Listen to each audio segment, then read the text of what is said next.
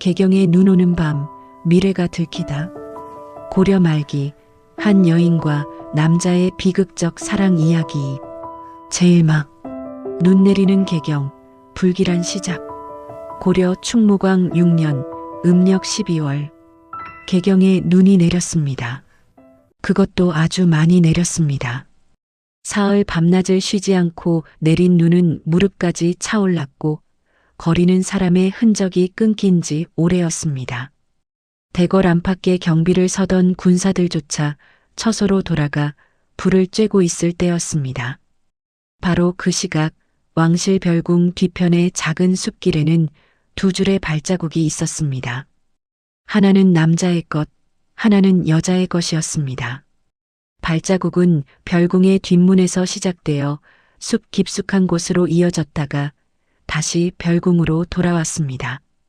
그리고 그 발자국이 멈춘 곳은 궁녀들이 머무는 행랑채가 아니라 중신들이 머무는 별실이었습니다. 새벽 술라를 돌던 군관 하나가 그 발자국을 발견했습니다. 처음에는 대수롭지 않게 여겼습니다. 누군가 밤에 볼일을 보러 나갔다 돌아온 것이리라 생각했습니다. 하지만 발자국의 끝을 따라가던 그의 얼굴이 굳어졌습니다. 여자의 발자국이 남자의 방으로 들어가 있었기 때문입니다. 군관은 잠시 망설였습니다. 이것이 무엇을 의미하는지 그도 알고 있었습니다. 궁 안에서 남녀가 사통한다는 것은 목숨을 내놓는 일이었습니다. 특히 그것이 왕실과 가까운 곳에서 일어났다면 그 죄는 더욱 무거웠습니다. 하지만 군관은 이내 고개를 저었습니다. 내가 잘못 본 것이리라. 눈 때문에 착각한 것일 게다. 그는 스스로를 다독이며 발길을 돌렸습니다. 그러나 그의 마음 한구석에는 불안한 예감이 자리 잡았습니다. 그날 아침 궁 안팎이 소란스러워졌습니다. 누군가 그 발자국에 대한 소문을 퍼뜨린 것입니다. 처음에는 궁녀들 사이에서 수군거리는 정도였습니다. 하지만 소문은 빠르게 번졌고 오후가 되자 별궁을 관리하는 상궁의 귀에까지 들어갔습니다. 상궁은 즉시 궁녀들을 불러 모았습니다. 어젯밤 별궁 밖으로 나간 자가 있느냐고 물었습니다. 궁녀들은 고개를 저었습니다. 아무도 나가지 않았다고 말했습니다. 상궁의 얼굴이 더욱 굳어졌습니다. 그렇다면 그 발자국은 누구의 것이냐? 상궁의 목소리는 차갑게 가라앉았습니다. 궁녀들은 서로의 얼굴을 바라보았습니다. 그중 한 명이 조심스럽게 입을 열었습니다. 마마 혹시 소매 나인께서 소매 그 이름이 불려지는 순간 궁녀들 사이에서 긴장감이 흘렀습니다. 소매는 별궁에서 가장 나이가 많은 궁녀였습니다. 48배 나이에도 아직 궁궐을 떠나지 못한 채 별궁의 잡다한 일들을 관리하고 있었습니다. 상궁은 소매를 불렀습니다. 소매가 나타났을 때 그녀의 얼굴은 창백했습니다. 밤새 잠을 설친 듯 눈가에 그늘이 짙었습니다. 너 어젯밤 어디 갔었느냐? 상궁의 물음에 소매는 고개를 숙였습니다. 대답이 없었습니다. 침묵이 흘렀습니다. 그 침묵은 긴 고백보다 더 많은 것을 말해주고 있었습니다. 상궁은 한숨을 내쉬었습니다. 오랜 궁궐 생활로 단련된 그녀였지만 이런 일은 처음이었습니다. 40이 훌쩍 넘은 궁녀가 남자와 사통했다니. 그것도 왕실 중신과. 이 일을 어찌하면 좋으냐? 상궁의 탄식이 차가운 방 안에 울려 퍼졌습니다. 밖에서는 여전히 눈이 내리고 있었습니다. 그 눈은 발자국을 덮어 지우고 있었습니다. 하지만 이미 사람들의 입에 오른 소문은 눈으로 지울 수 없었습니다. 사람은 속여도 눈은 속이지 못합니다. 하얀 눈 위에 찍힌 발자국은 거짓말을 하지 않습니다. 그것은 그날 밤 두 사람이 함께 있었다는 명백한 증거였습니다. 그리고 그 증거는 이제 두 사람의 목숨을 위협하고 있었습니다. 제이막 여인 늦게 피어난 궁녀의 삶. 소매는 15에 궁에 들어왔습니다. 아버지가 지은 빚 때문에 가족이 뿔뿔이 흩어지던 해였습니다. 오빠는 군대에 끌려갔고 어머니는 병으로 돌아가셨습니다. 갈 곳이 없던 그녀는 궁녀가 되는 것 외에는 선택지가 없었습니다. 처음 몇 해는 힘들었습니다. 궁 안의 규율은 엄격했고 상궁들의 꾸지람은 날카로웠습니다. 하지만 소매는 성실했습니다. 시키는 일을 묵묵히 해냈고 불평 한 번 하지 않았습니다. 그녀의 그런 성품을 눈여겨본 왕비가 그녀를 곁에 두고 시중을 들게 했습니다. 소매는 왕비를 정성껏 모셨습니다. 왕비가 아침에 눈을 뜨기 전에 방을 따뜻하게 데워두었고 왕비가 잠들 때까지 곁을 지켰습니다. 왕비는 소매를 믿고 의지했습니다. 그렇게 10여 년이 흘렀습니다. 하지만 왕비는 일찍 세상을 떠났습니다. 35의 젊은 나이에 병으로 돌아가신 것입니다. 소매는 그날을 잊을 수 없었습니다. 왕비의 마지막 숨결을 지켜보며 그녀는 처음으로 자신의 삶에 대해 생각했습니다. 나는 무엇을 위해 사는가? 이렇게 남의 잠자리를 정리하고 남의 옷을 입히고 남의 밥상을 차리다가 죽는 것이 내 운명인가? 왕비가 떠난 뒤 소매는 별궁으로 옮겨졌습니다. 별궁은 왕실 인척들이 머무는 곳이었습니다. 화려함은 덜했지만 그만큼 일도 가벼웠습니다. 소매는 별궁의 관리를 맡았습니다. 방을 정돈하고 식사를 준비하고 손님을 맞이하는 일들이었습니다. 나이가 들수록 소매는 고독했습니다. 젊은 궁녀들은 그녀를 나인마마라 부르며 존대했지만 가까이 하지 않았습니다. 나이 차이가 너무 컸기 때문입니다. 소매는 점점 혼자 있는 시간이 많아졌습니다. 밤이 되면 소매는 작은 방에 혼자 앉아 있었습니다. 창밖으로 달빛이 들어오면 그녀는 가끔 생각했습니다. 만약 자신이 궁녀가 되지 않았다면 어떤 삶을 살았을까? 남편을 만나 아이를 낳고 평범한 여자로 살았을까? 하지만 그런 생각은 금세 사라졌습니다. 이미 지나간 일을 후회해봐야 소용없었습니다.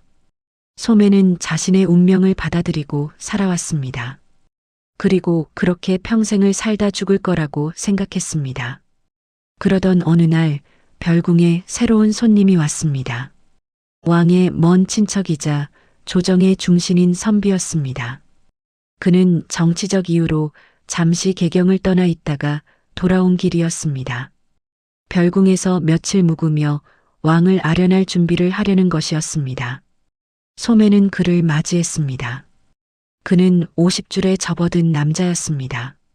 수염이 희끗희끗했고 얼굴에는 세월의 흔적이 깊이 새겨져 있었습니다.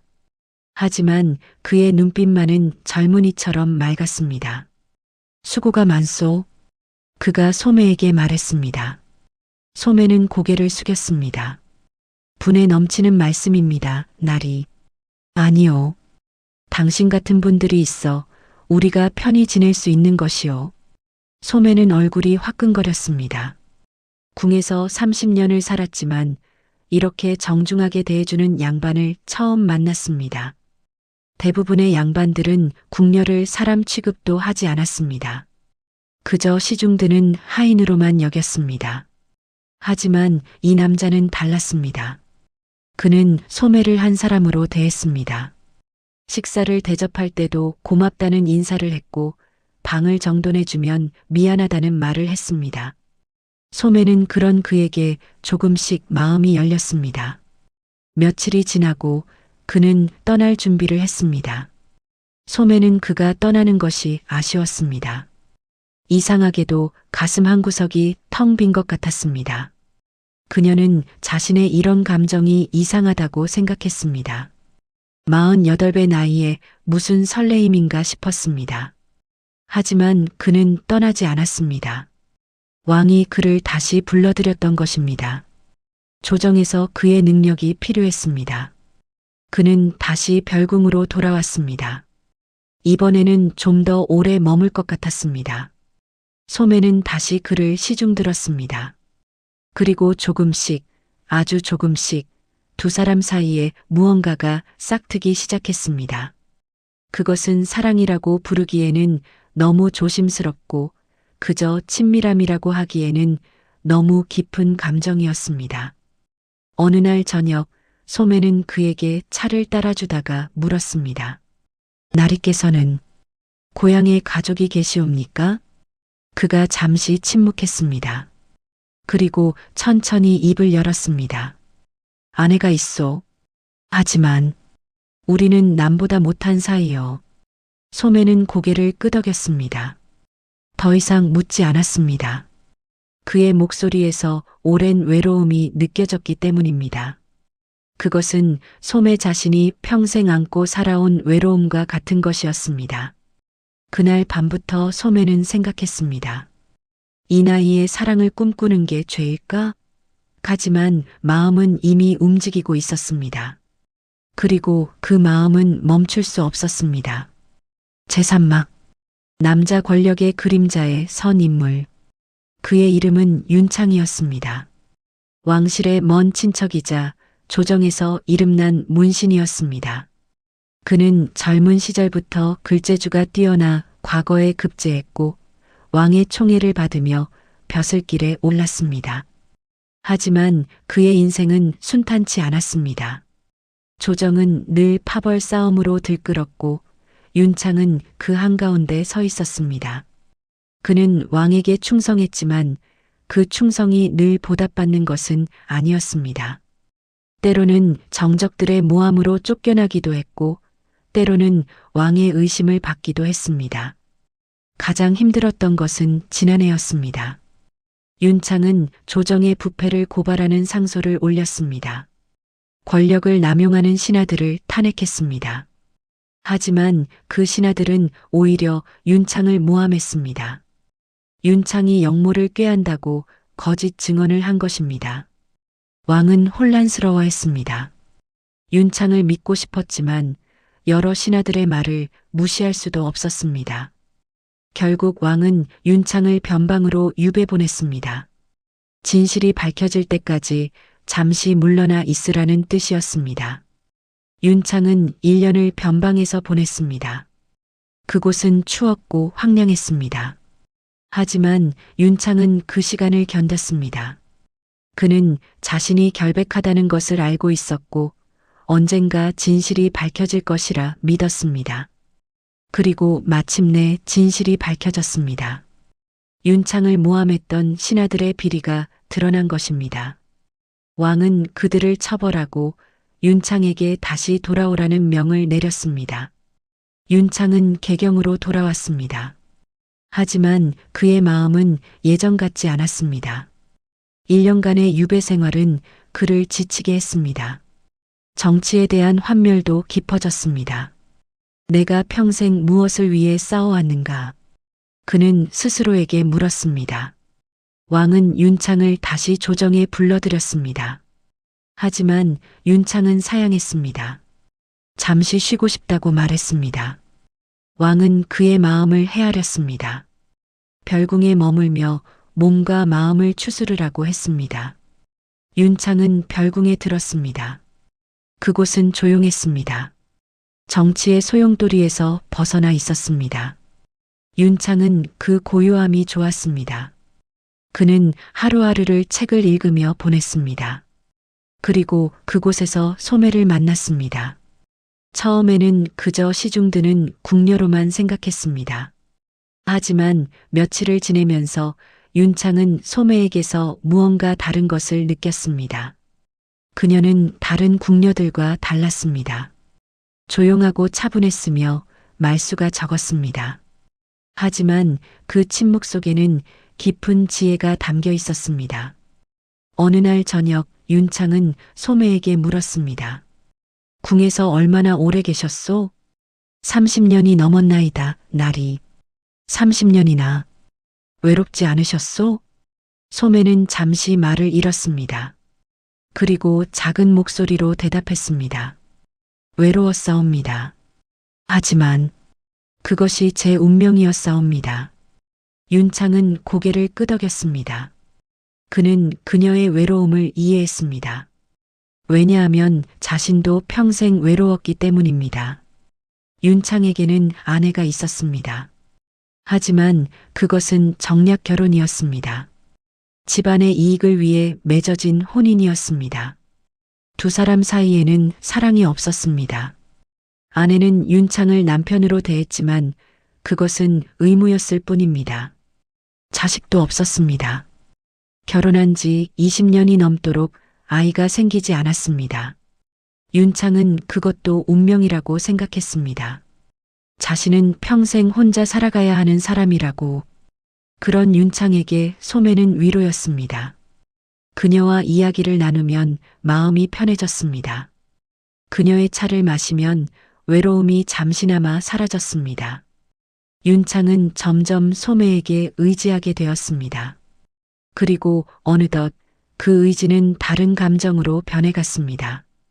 윤창은 자신이 소매를 그리워하고 있다는 것을 깨달았습니다. 그녀가 보이지 않으면 마음이 허전했고 그녀의 목소리를 듣고 싶어졌습니다. 이것이 사랑인가? 윤창은 스스로에게 물었습니다. 50년을 살면서 처음 느끼는 감정이었습니다. 젊은 시절에는 바빠서 중년에는 권력 때문에 사랑을 생각할 겨를이 없었습니다. 하지만 지금 인생의 황혼기에 이르러서야 비로소 사랑을 알게 된 것입니다. 젊을 때는 못 느끼던 외로움이 나이 들어 더 깊어집니다. 그리고 그 외로움은 때로 사람을 무모하게 만듭니다. 윤창은 그것을 알면서도 멈출 수 없었습니다. 제3막 눈 오는 밤의 미래, 마음이 먼저 무너지다. 음력 12월 보름이 지나고 개경에 큰 눈이 내렸습니다. 하늘은 낮부터 어두웠고 해가 지자 눈발이 거세졌습니다. 바람도 함께 불어와 문풍지를 흔들었습니다. 별궁의 사람들은 일찍 잠자리에 들었습니다. 이런 날씨에 밖을 돌아다닐 사람은 없었습니다. 술라를 도는 군사들조차 불피운 방 안에서 따뜻한 술을 마시고 있었습니다. 윤창은 혼자 방에 앉아 있었습니다. 책을 펴놓았지만 글자가 눈에 들어오지 않았습니다. 자꾸만 소매의 얼굴이 떠올랐습니다. 그녀의 조용한 미소가, 그녀의 차분한 목소리가 귓가에 맴돌았습니다. 그때 문 밖에서 작은 소리가 들렸습니다. 나리. 윤창은 가슴이 뛰었습니다. 소매의 목소리였습니다. 그는 얼른 문을 열었습니다. 소매가 눈을 맞으며 서 있었습니다. 손에는 술병과 안주가 담긴 소반을 들고 있었습니다. 추운 밤이라 따뜻한 술이라도 드시라고. 윤창은 그녀를 방 안으로 들였습니다. 소매는 소반을 내려놓고 술을 따랐습니다. 윤창은 그 술을 받아 마셨습니다. 따뜻한 술이 목을 타고 내려갔습니다. 고맙소. 윤창이 말했습니다. 소매는 고개를 숙였습니다. 나리께서 외로워 보이셔서. 그대도 외롭지 않소? 소매는 대답하지 못했습니다. 그녀는 떨리는 손으로 자신의 잔에도 술을 따랐습니다. 그리고 한 모금 마셨습니다. 술이 쓰고 뜨거웠습니다. 두 사람은 말없이 술을 마셨습니다. 밖에서는 눈이 계속 내리고 있었습니다. 바람 소리만이 고요한 밤을 깨뜨렸습니다. 술잔이 몇 순배를 돌았을 때 윤창이 입을 열었습니다. 나는 평생을 외롭게 살았소. 사람들 틈에 있어도 혼자였고 집에 돌아가도 혼자였소. 아내가 있지만 그녀는 나를 모르고 나도 그녀를 알지 못하오. 소매는 조용히 듣고 있었습니다. 하지만 그대를 만나고 처음으로 외롭지 않았소. 그대와 이야기를 나누면 마음이 편하고 그대가 따라준 차를 마시면 세상이 따뜻해지요. 소매의 눈에 눈물이 맺혔습니다. 나리, 저도 그러하옵니다. 그녀의 목소리가 떨렸습니다. 30년을 궁에 살면서 한 번도 이런 마음을 가져본 적이 없었나이다. 나이도 많고 궁녀의 몸으로 이런 생각을 하는 것이 죄라는 것을 알지만 윤창은 소매의 손을 잡았습니다. 그녀의 손은 차가웠습니다. 오랜 세월 남의 시중을 들며 거칠어진 손이었습니다. 하지만 윤창에게는 그 어떤 손보다 소중했습니다. 죄가 아니오. 마음이 어찌 죄가 되겠소. 소매는 울었습니다. 평생을 참아왔던 외로움이, 억눌러왔던 감정이 한꺼번에 터져 나왔습니다. 윤창은 그녀를 안았습니다. 그리고 그들은 긴 밤을 함께했습니다. 이불 속에서 두 사람은 서로를 느꼈습니다. 나이 든 몸이었지만 그 온기는 젊은이 못지않게 뜨거웠습니다. 50년을 살면서 처음 느끼는 사랑의 온도였습니다. 소매는 윤창의 품에 안겨 생각했습니다. 이것이 사랑인가? 이것이 내가 평생 그리워했던 것인가? 그녀의 가슴은 뛰었고 숨은 가빠졌습니다. 48배 나이에 처음 느끼는 떨림이었습니다. 윤창도 마찬가지였습니다. 그는 소매의 머리카락을 쓰다듬으며 생각했습니다. 나는 이제야 사랑을 알았구나. 50년을 살았지만 사랑은 이제 처음이구나. 밤은 깊어갔습니다. 밖에서는 여전히 눈이 내렸습니다. 하얀 눈이 세상을 덮어가고 있었습니다. 그 눈은 모든 소리를 삼켰습니다. 세상은 고요했습니다. 두 사람은 말을 잃었습니다. 말이 필요 없었습니다. 그저 서로의 숨결을, 서로의 온기를, 서로의 존재를 느끼는 것만으로 충분했습니다. 해가 뜨기 전까지 그들은 그렇게 함께 있었습니다. 동이 트기 시작했습니다. 소매는 일어나 옷을 여몄습니다. 윤창도 일어났습니다. 두 사람은 서로를 바라보았습니다.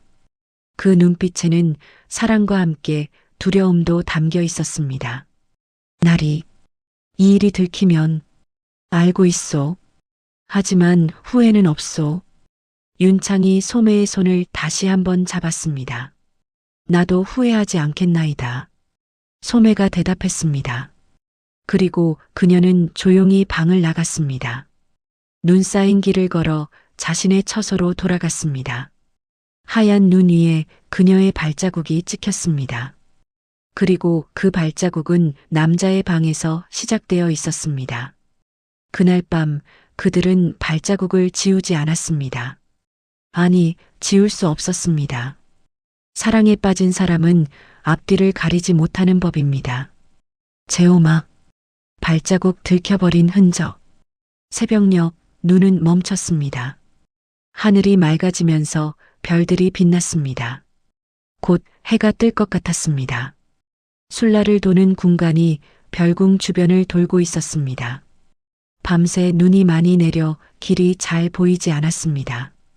그는 조심스럽게 걸으며 사방을 살폈습니다. 그때 그의 눈에 이상한 것이 보였습니다. 하얀 눈 위에 두 줄의 발자국이 있었습니다. 하나는 큰 발자국, 하나는 작은 발자국이었습니다. 남자와 여자의 것임이 분명했습니다. 군가는 발자국을 따라갔습니다. 발자국은 별궁의 뒷문에서 시작되어 숲 쪽으로 이어졌다가 다시 별궁으로 돌아왔습니다. 그리고 그 발자국이 끝나는 곳은 윤창 나리가 머무는 별실이었습니다. 군간의 얼굴이 굳어졌습니다. 이것이 무엇을 의미하는지 그도 알고 있었습니다. 궁 안에서 남녀가 사통하는 것은 엄청난 죄였습니다. 더군다나 윤창 나리는 왕실의 신하였고 여자는 궁녀임이 분명했습니다. 군가는 어떻게 해야 할지 몰랐습니다. 이것을 보고해야 하는가? 아니면 모른 척 넘어가야 하는가? 그는 한참을 고민했습니다. 하지만 그가 고민하는 사이 이미 다른 사람이 발자국을 발견했습니다. 일찍 일어난 궁녀 하나가 그것을 보았고 곧 다른 궁녀들에게 말했습니다. 소문은 빠르게 퍼졌습니다. 별궁에서 미래가 있었대. 누가 누구랑? 윤창 나리와. 궁녀 중 누군가래. 궁녀들은 수군거렸습니다. 그들은 누가 그 여자인지 알아내려 했습니다. 그리고 오래지 않아 소매라는 이름이 거론되었습니다. 소매나인 아니겠어? 윤창 나리를 시중드는 사람이 소매나인이잖아. 그렇지. 그리고 요즘 소매나인 얼굴이 밝아졌다고 하더라. 40이 넘은 나이에 무슨 철없는 것 같으니. 궁녀들의 말은 점점 가혹해졌습니다. 누군가는 동정했지만 대부분은 비난했습니다. 규율을 어긴 것에 대한 분노도 있었지만 어쩌면 그것은 질투였을지도 모릅니다. 자신들도 할 수 없는 일을 소매가 했다는 것에 대한 질투. 소문은 곧 상궁의 귀에 들어갔습니다. 상궁은 즉시 소매를 불렀습니다. 소매가 나타났을 때 그녀의 얼굴은 창백했습니다. 이미 모든 것을 알고 있는 듯 했습니다. 소매, 내가 한 일을 알고 있느냐? 상궁의 목소리는 차가웠습니다. 소매는 고개를 숙였습니다. 알고 있사옵니다. 그럼에도 그런 일을 저질렀단 말이냐? 30년을 궁에 살면서 규율을 몰랐단 말이냐? 송구하옵니다. 소매의 목소리는 떨렸지만 담담했습니다. 상궁은 한숨을 내쉬었습니다. 이 일을 어찌하면 좋으냐? 이미 소문이 궁 안에 퍼졌다. 곧 대궐에까지 알려질 것이다. 그럼 너와 윤창 나리는? 상궁이 말을 잇지 못했습니다. 두 사람에게 어떤 처벌이 내려질지 뻔했기 때문입니다. 궁 안에서 사통한 자는 엄하게 다스려졌습니다. 목숨을 잃을 수도 있었습니다. 그날 오후 내관 하나가 별궁을 찾아왔습니다. 왕의 명을 받들고 온 것이었습니다. 그는 윤창과 소매를 모두 불러들였습니다. 윤창 나리와 궁녀 소매는 왕께 아뢰어야 할 일이 있으니 대궐로 들라. 내관의 목소리는 냉정했습니다. 윤창과 소매는 서로를 바라보았습니다. 두 사람의 눈에는 불안이 가득했지만 동시에 결연함도 있었습니다. 그들은 대궐로 향했습니다. 눈 쌓인 길을 걸으며 윤창은 소매에게 작은 목소리로 말했습니다. 걱정하지 마시오. 내가 모든 책임을 지겠소. 나리, 당신은 아무 죄가 없소. 내가 당신을 유혹한 것이오. 소매는 고개를 저었습니다. 아니옵니다. 저도 원했나이다. 두 사람은 대궐의 문 앞에 섰습니다. 그 문 너머에는 신문이 기다리고 있었습니다. 그리고 어쩌면 죽음도. 제육막, 소문과 신문, 궁 안의 지옥. 대궐 안은 숙연했습니다. 윤창과 소매는 대전 앞들에 무릎을 꿇었습니다. 주변에는 신하들이 둘러서 있었습니다. 그들의 눈빛은 차갑고 냉정했습니다. 왕은 용상에 앉아 두 사람을 내려다보았습니다. 왕의 얼굴에는 분노와 실망이 뒤섞여 있었습니다. 윤창, 그대가 이런 짓을 저질렀다니. 과인이 믿을 수가 없구나. 왕의 목소리는 낮고 무거웠습니다. 윤창은 머리를 조아렸습니다. 만사무어나옵니다, 전하. 10,000번 죽어도 할 말이 없다고? 그럼 그대는 그 일을 인정하는 것이냐? 윤창은 잠시 침묵했습니다. 그리고 또박또박 대답했습니다. 인정하옵니다. 모든 것이 신의 잘못이옵니다. 대전 안에 웅성거림이 일었습니다. 신하들은 서로 얼굴을 마주보며 수군거렸습니다. 왕은 손을 들어 조용히 하게 한 뒤 소매를 바라보았습니다. 궁녀 소매, 너는 어떠하냐? 소매는 고개를 들지 못했습니다. 그녀의 목소리는 가늘게 떨렸습니다. 신첩도 인정하옵니다. 30년을 궁에서 살면서 규율을 몰랐단 말이냐? 알고 있었나이다. 하오나 무엇이냐? 소매는 눈물을 흘렸습니다. 그 눈물은 후회 때문이 아니었습니다. 그것은 자신의 삶에 대한, 그리고 이제 끝나버릴 사랑에 대한 슬픔이었습니다. 마음을 어찌할 수 없었나이다. 대전 안이 조용해졌습니다. 신하들은 말이 없었습니다. 그들 중 누구도 소매를 비난할 수 없었습니다. 왜냐하면 그들도 알고 있었기 때문입니다. 마음이란 것은 법으로 다스릴 수 없다는 것을. 왕은 한숨을 내쉬었습니다. 그는 윤창을 오래 알아온 사람이었습니다. 윤창의 충성도, 그의 능력도, 그리고 그의 외로움도 알고 있었습니다. 윤창, 그대에게 물어보겠다. 그 궁녀를 진심으로 사랑하느냐? 윤창은 고개를 들었습니다. 그의 눈에는 흔들림이 없었습니다. 그러하옵니다, 전하. 신은 50년을 살았으나 사랑이 무엇인지 이제야 알았나이다. 왕은 잠시 눈을 감았습니다. 그리고 다시 물었습니다. 그 여인이 아이를 가졌느냐? 그 질문에 대전안이 다시 술렁였습니다.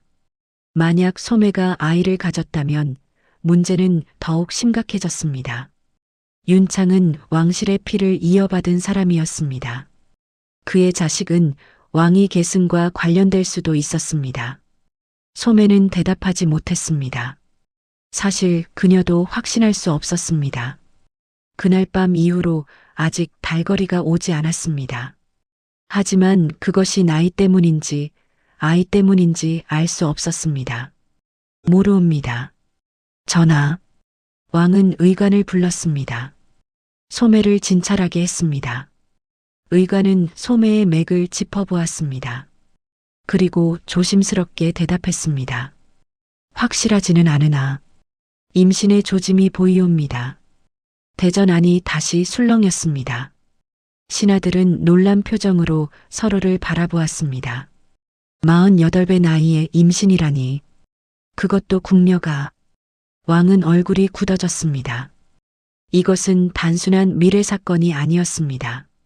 왕실의 혈통과 관련된 문제였습니다. 이 일을 어찌하면 좋겠느냐? 왕이 신하들에게 물었습니다. 신하들은 저마다 의견을 내놓았습니다. 법대로 처리해야 하옵니다.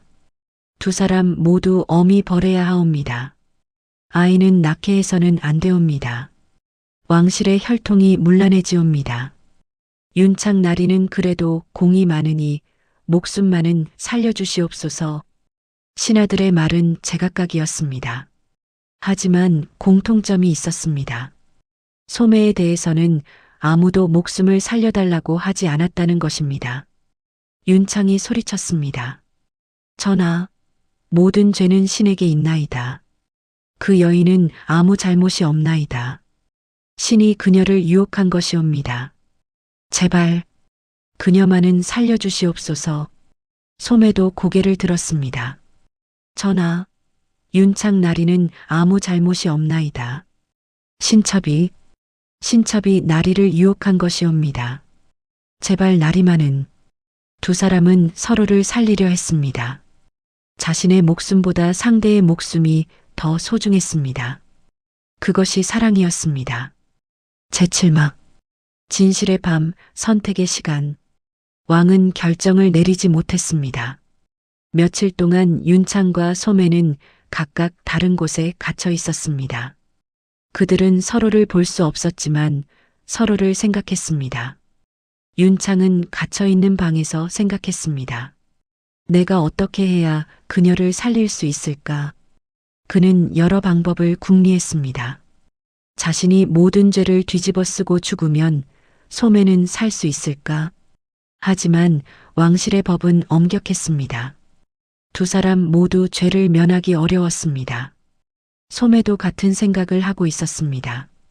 그녀는 자신의 배를 쓰다듬었습니다. 아직 아무것도 느껴지지 않았습니다. 하지만 그 안에 생명이 있다면 그것은 윤창과 자신의 사랑의 결실이었습니다. 이 아이를 지킬 수 있을까? 소매는 눈물을 흘렸습니다. 평생을 자식 없이 살았던 그녀에게 이제 와서 찾아온 아이였습니다. 하지만 그 아이는 태어나지도 못할지 모릅니다. 나흘째 되는 밤, 내관 하나가 소매를 찾아왔습니다. 그는 조용히 말했습니다. 왕께서 그대를 부르신다. 소매는 일어났습니다. 그녀는 대전으로 끌려갔습니다. 그곳에는 왕 혼자 있었습니다. 신하들도 내관들도 없었습니다. 다만 왕만이 촛불 아래 앉아 있었습니다. 가까이 오너라. 왕이 말했습니다.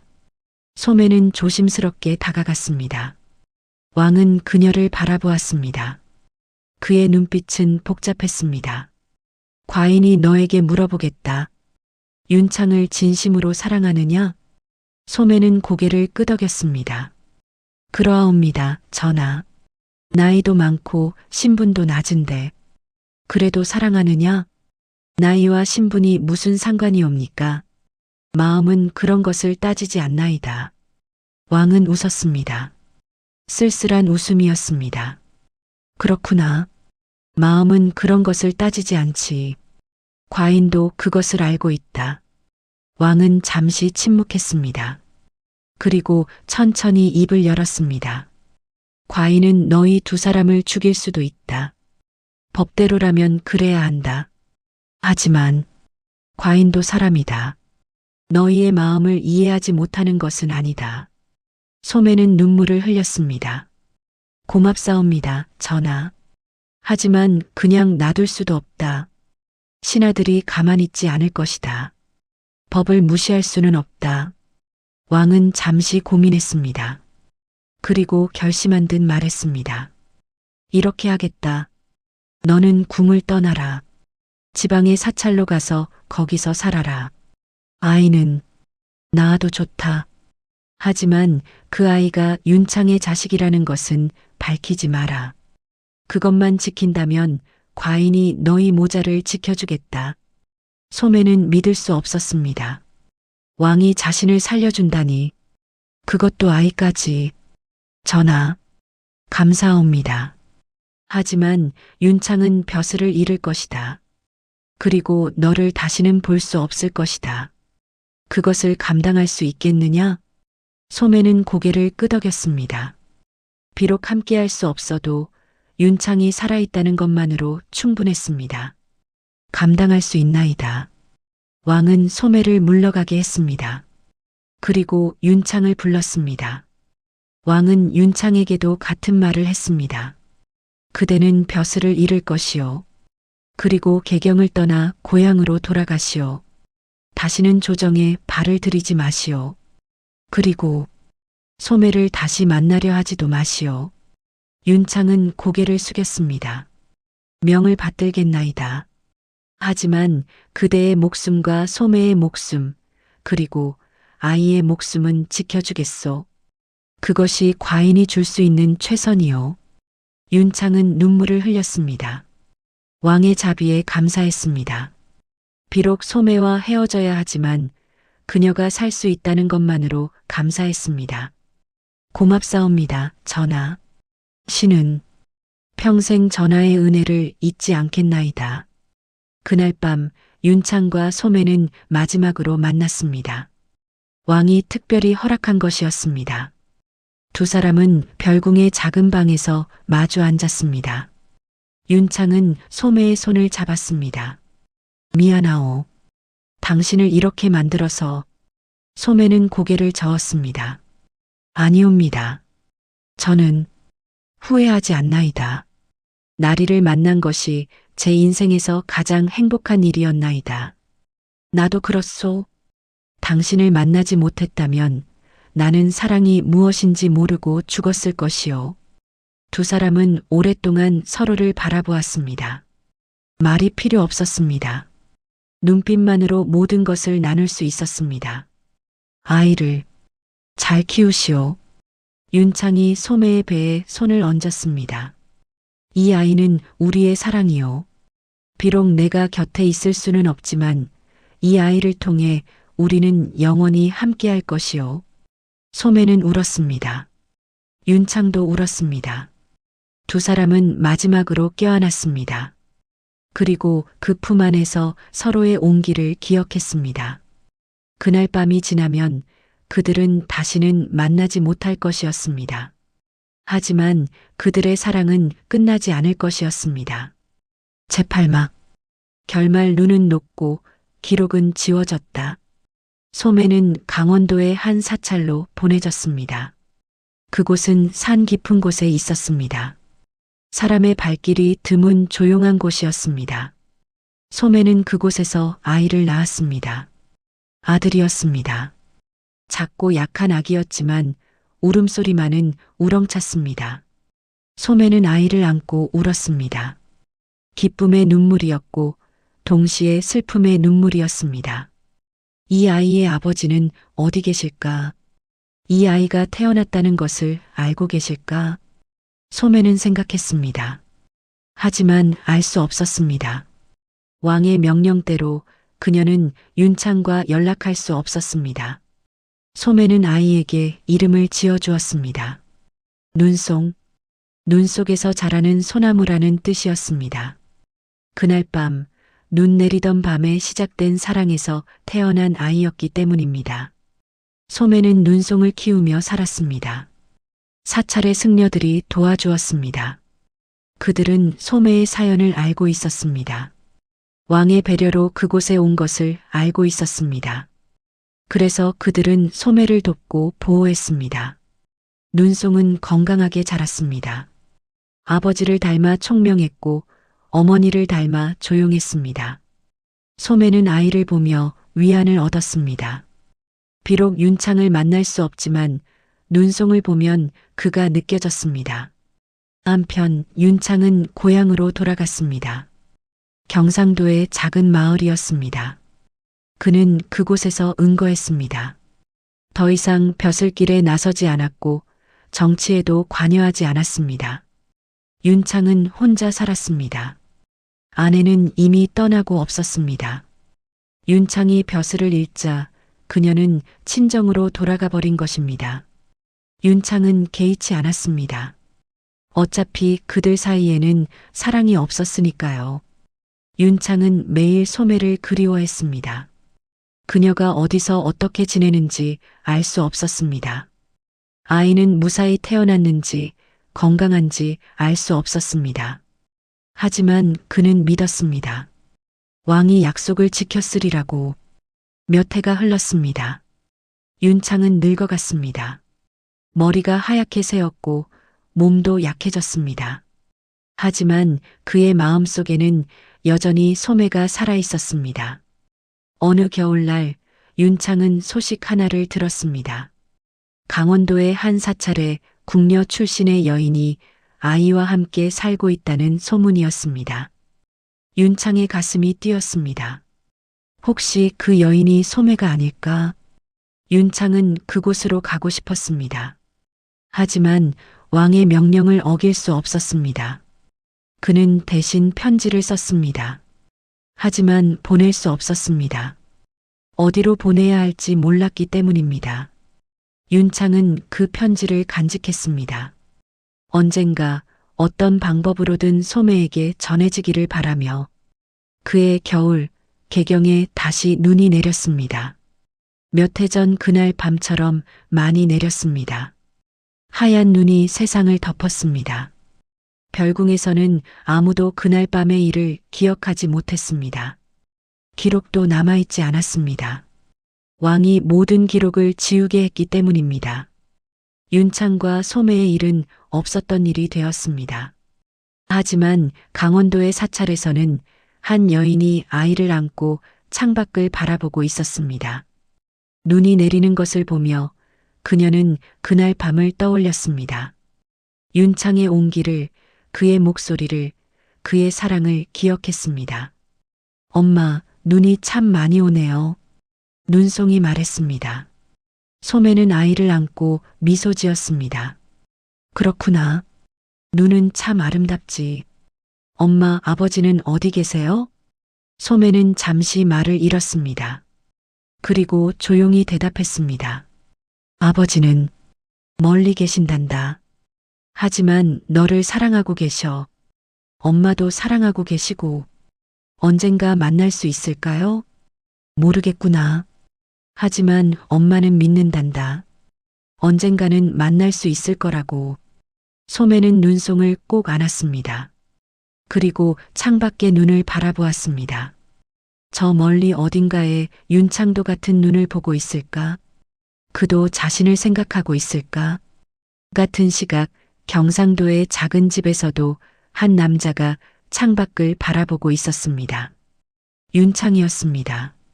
그는 눈을 보며 생각했습니다. 소매, 당신은 지금 어디서 무엇을 하고 있소? 우리 아이는 건강하게 자라고 있소. 윤창은 품에서 편지를 꺼냈습니다. 몇 해 전에 쓴 편지였습니다. 그는 그 편지를 다시 읽었습니다. 사랑하는 소매에게 나는 매일 당신을 그리워하오. 당신이 없는 하루하루가 견디기 힘들지만 당신이 살아있다는 것만으로 위안을 얻소. 우리 아이를 잘 키워주시오. 비록 내가 곁에 있을 수는 없지만 내 마음은 늘 당신과 아이와 함께 있소. 영원히 사랑하오. 윤창. 윤창은 편지를 접었습니다. 그리고 불 속에 던졌습니다. 편지는 타올랐습니다. 하지만 그 안에 담긴 마음은 타지 않았습니다. 몇 해가 더 지났습니다. 윤창은 병들어 죽었습니다. 마지막 순간 그는 소매의 이름을 불렀습니다. 그리고 조용히 눈을 감았습니다. 소매는 그가 죽었다는 소식을 나중에야 들었습니다. 한 승려가 전해준 것이었습니다. 소매는 사찰의 뒷산에 올라가 개경 쪽을 바라보며 울었습니다. 나리, 이제 편히 쉬소서. 저도 곧 나리를 따라가겠나이다. 소매는 그 후로도 몇 해를 더 살았습니다. 눈송이 장성할 때까지 살았습니다. 눈송은 총명한 청년으로 자랐습니다. 글을 배워 과거에 응시하려 했습니다. 소매는 그런 아들을 보며 행복했습니다. 비록 윤창은 떠났지만 그의 피가 아들에게 흐르고 있었습니다. 그것으로 충분했습니다. 소매는 50대 중반에 세상을 떠났습니다. 평범한 죽음이었습니다. 아무도 그녀가 궁녀였다는 것을 몰랐습니다. 아무도 그녀에게 그런 사랑이 있었다는 것을 몰랐습니다. 역사에는 그들의 이름이 남지 않았습니다. 기록도 없었습니다. 모든 것이 지워졌습니다. 하지만 그들의 사랑은 사라지지 않았습니다. 눈송은 어머니가 남긴 물건들을 정리하다가 작은 주머니 하나를 발견했습니다. 그 안에는 낡은 헝겊 조각이 들어 있었습니다. 눈송은 그것을 펼쳐보았습니다. 헝겊에는 글씨가 수놓아져 있었습니다. 눈은 녹아도 사랑은 녹지 않는다. 그리고 그 아래 2개의 이름이 있었습니다. 윤창, 소매. 눈송은 그제야 어머니의 사연을 조금 이해했습니다. 어머니에게 깊은 사랑이 있었다는 것을, 그리고 그 사랑 때문에 많은 것을 희생했다는 것을. 눈송은 그 헝겊을 소중히 간직했습니다. 그리고 평생 그것을 가슴에 품고 살았습니다. 부모님의 사랑을 기억하며 세월이 흘러 고려가 무너지고 조선이 들어섰습니다. 개경은 더 이상 수도가 아니었습니다. 별궁은 버려졌고 그곳에서 있었던 일들은 모두 잊혔습니다. 하지만 어느 겨울날 개경에 다시 눈이 내렸습니다. 폐허가 된 별궁에 눈이 쌓였습니다. 하얀 눈이 모든 것을 덮었습니다. 그 눈 위에는 더 이상 발자국이 남지 않았습니다. 사람들은 그곳을 지나가지 않았습니다.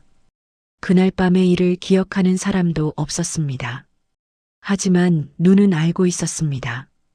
오래전 그곳에서 2사람이 사랑했다는 것을, 그들이 서로를 얼마나 소중히 여겼는지를, 그리고 그 사랑이 얼마나 아름다웠는지를. 에필로그. 눈은 다시 내렸고 발자국은 남지 않았습니다. 그러나 그 밤의 사랑은 끝내 지워지지 않았습니다. 역사는 기록하지 않았지만 하늘은 기억합니다. 40을 훌쩍 넘긴 나이에 찾아온 사랑. 그것은 죄가 아니었습니다. 다만 너무 늦게 찾아온 축복이었을 뿐입니다. 여러분이라면 이 사랑을 죄라 하시겠습니까?